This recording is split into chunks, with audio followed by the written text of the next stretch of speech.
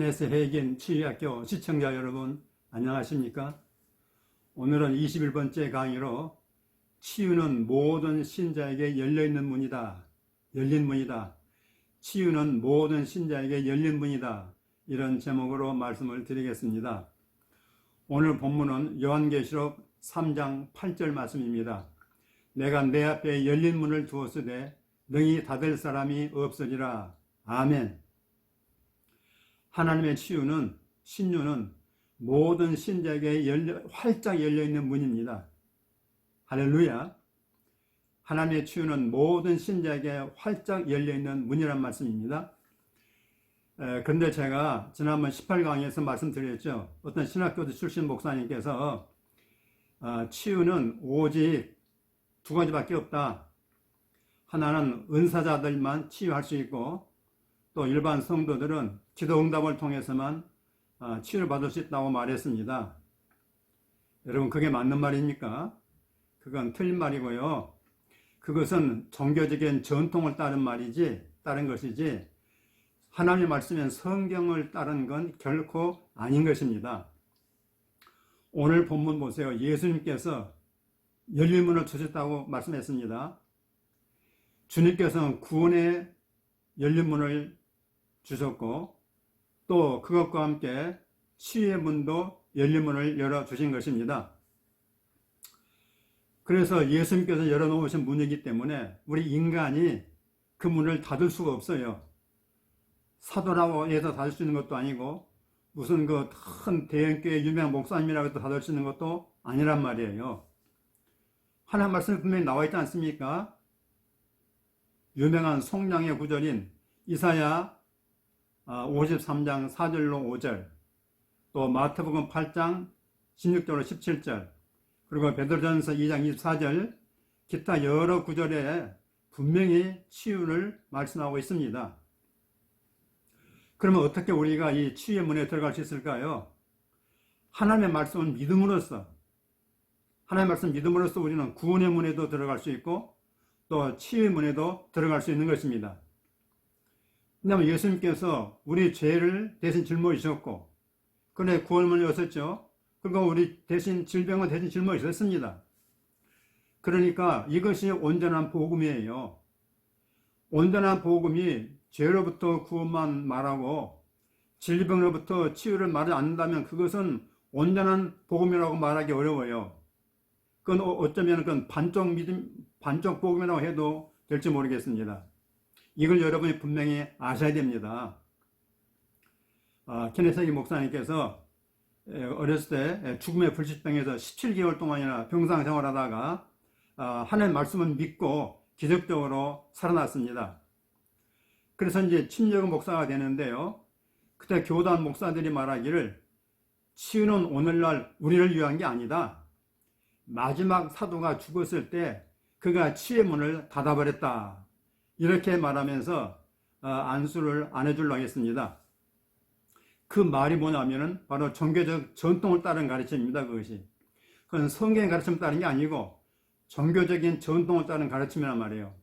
그런데 이것을 옳은 말씀인 줄 알고 오늘날 신학교 교수들까지도 그렇게 말하고 있으니 정말 한심한 일이고, 그런 교회 성도들은 참 불쌍하게 짝이 없지 않겠습니까?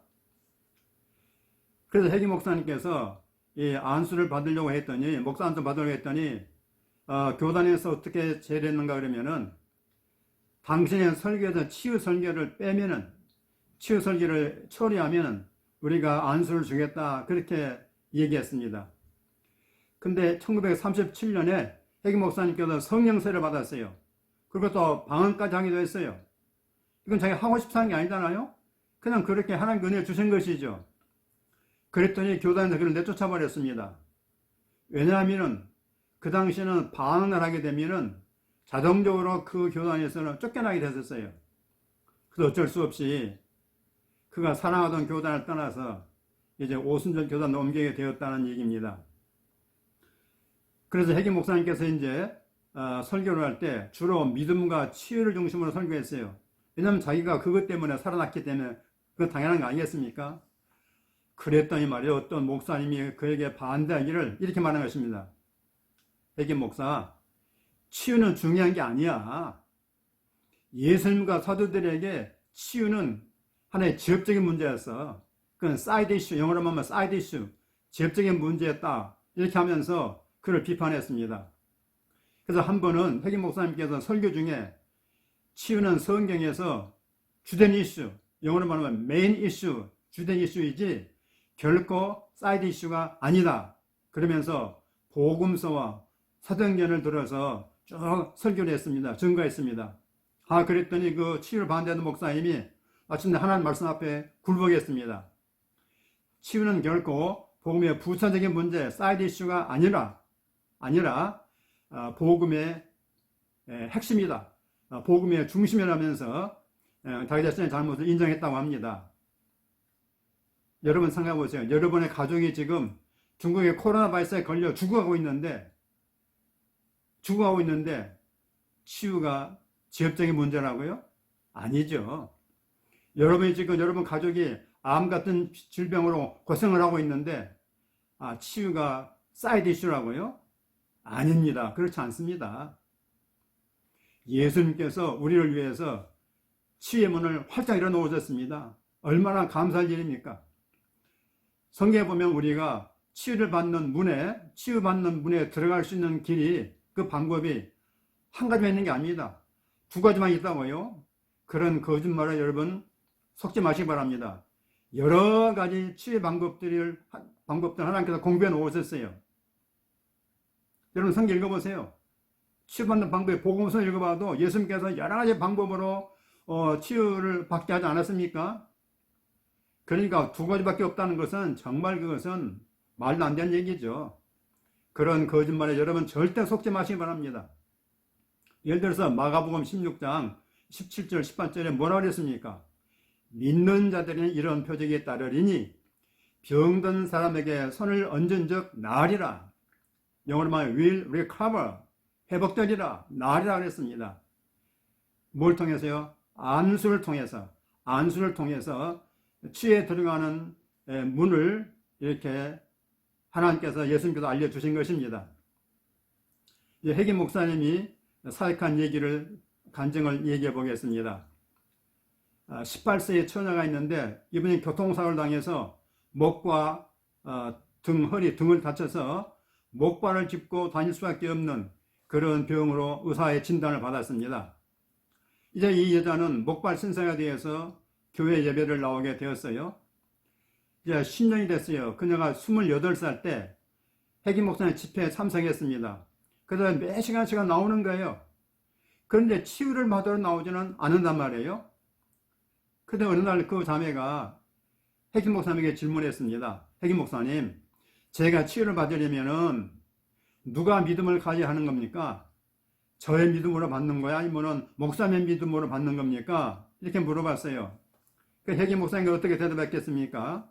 우리 둘 다죠. 우리 둘 다. 나는 예수님의 이름으로 자매의 치유를 위해서 안수할 믿음을 가져야 하는 거고, 자매임은 치유받을 믿음을 가져야 하는 거지요. 이렇게 대답했습니다. 그랬더니 그녀가 이렇게 말했습니다.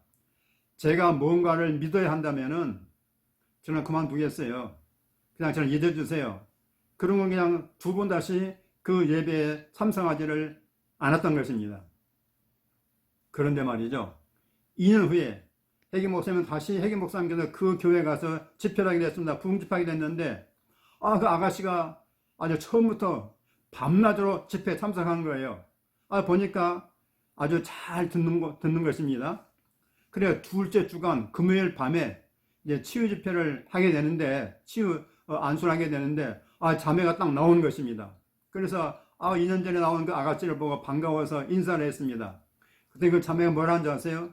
네, 저는 치유를 받으러 나왔어요. 이제 안수만 해주세요. 치유 받을 수 있는 믿음이 있습니다. 이렇게 얘기했습니다.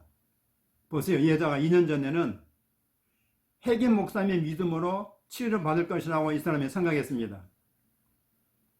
근데 이제 2년 지나고 난 지금에는 뭡니까?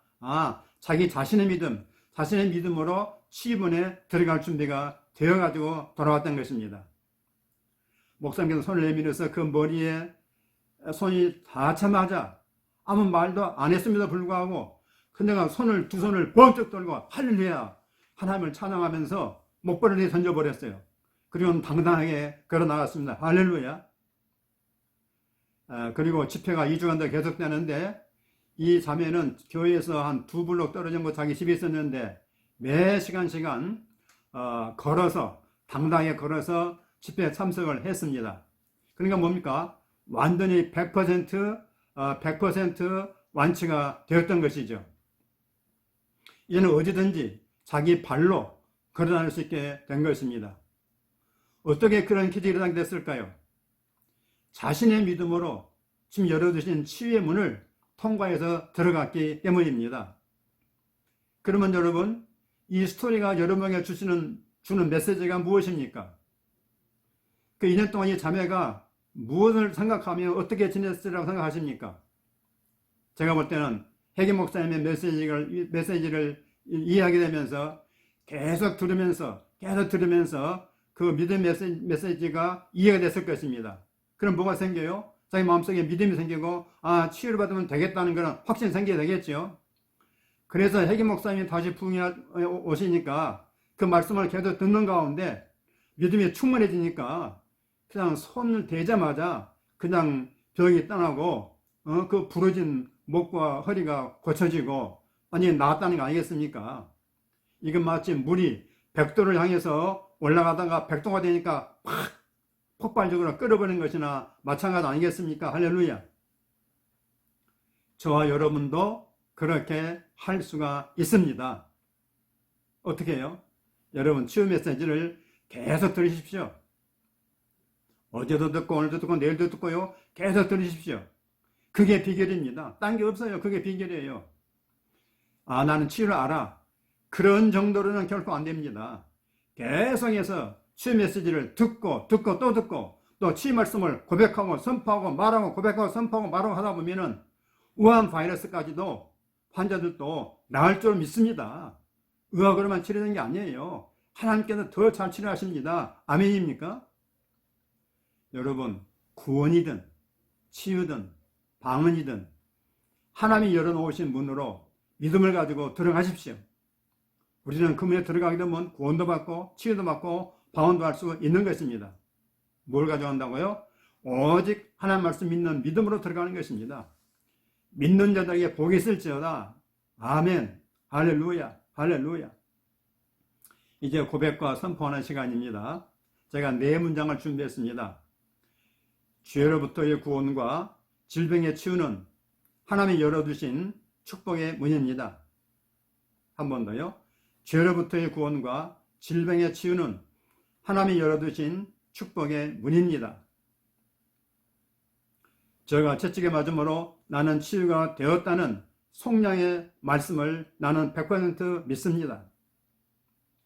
제가 채찍에 맞음으로, 그러니까 예수 그리스도께서 채찍에 맞음으로 나는 치유가 되었다는 속량의 말씀을 나는 100% 믿습니다. 나는 매일 치유의 말씀을 먹음으로 나의 믿음을 자라게 합니다. 이게 중요합니다. 나는 매일매일 치유의 말씀을 먹음으로 나의 믿음을 자라게 합니다. 마지막으로 나 대신 병을 짊어지신 예수를 믿음으로 치유의 문에 들어갑니다. 나를 대신해서 병을 짊어지신 예수를 믿음으로 치유의 문에 들어갑니다. 아멘. 할렐루야. 이제 여러분 저를 따라서 하십시오. 죄로부터의 구원과 질병의 치유는 하나님이 열어두신 축복의 문입니다. 저가 채찍에 맞음으로 나는 치유가 되었다는 속량의 말씀을 나는 100% 믿습니다. 나는 매일 치유의 말씀을 먹음으로 나의 믿음을 자라게 합니다. 나 대신 병을 짊어지신 예수를 믿음으로 치유의 문에 들어갑니다. 아멘. 할렐루야. 계속해서 고백하십시오. 여러분, 아까 그 어떤 목사처럼 치유는 결코 복음에 있어서 사이드 문제가 아닙니다. 치유는 복음의 한가운데 있는 본질 중에 하나라고 믿습니다. 저는 죄로부터 구원과 질병의 치유가 함께 묶여져 있는 거예요. 결코 사이드가 아닙니다. 사이드 이슈가 아니에요. 그래서 우리 주변에 보게 되면은 치유를 마치 무슨 이 부차적인 것처럼 이렇게 생각하는 사람이 많이 있는데, 그건 정말 잘못된 가르침입니다. 여러분, 종교적인 전통을 따르지 마시고 하나님의 말씀을 따르십시오.